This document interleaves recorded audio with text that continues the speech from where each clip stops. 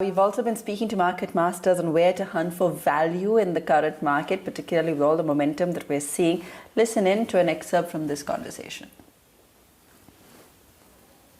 So clearly there are many lessons, and you learn at the expense of the initial investors, which you may have started with 25 years ago, because basically you're paying a cost for learning, and as you go, you may make new mistakes, but mostly your old mistakes you try not to repeat.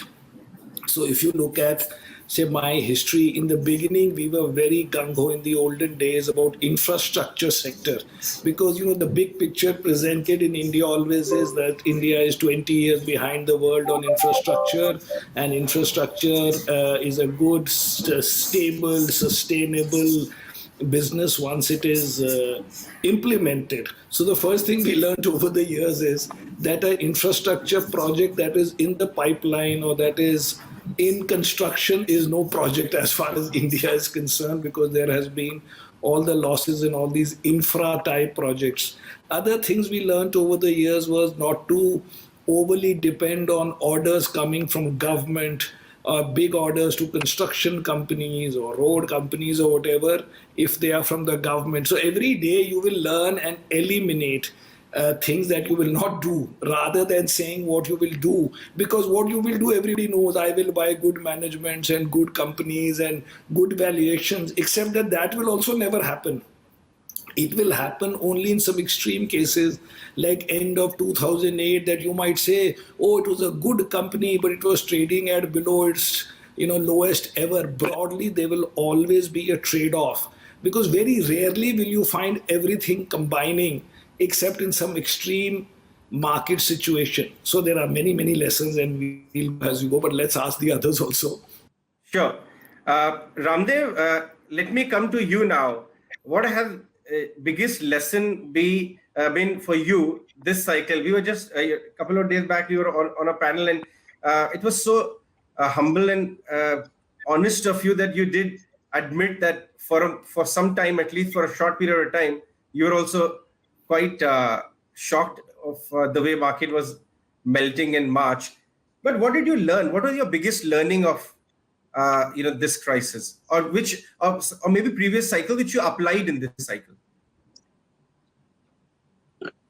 I think the granddaddy of Indian stock market, Bharat Bhai and Samir both are there, and it is fun to listen to them. But the mistakes are so many. In fact, let me read a quote which just remind on mistakes. If a man is both wise and lucky, he will not make the same mistake twice. But he will make any one of the 10,000 brothers or cousins of the original.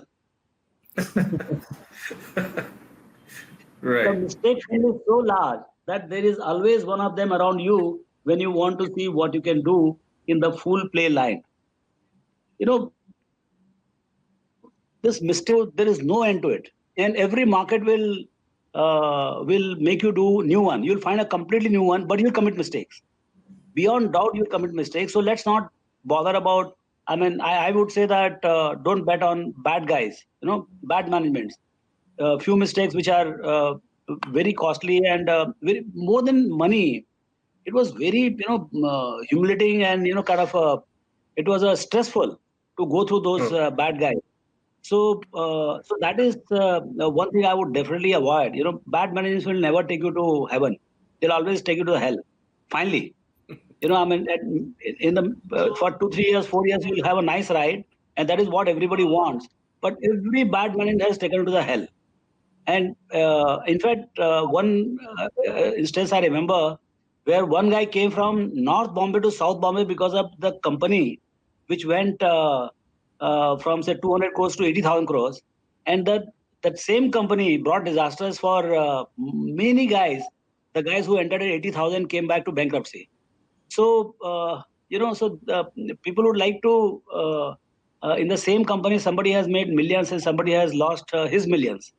So but the new mistakes keep coming. But over a period of time, some of the mistakes which I have committed, or it happened, was like a bad betting on the bad management, and increasingly I'm realizing that betting on a high price, chasing the stocks chasing the popular stocks, very popular stock. Very popular means you cannot go wrong.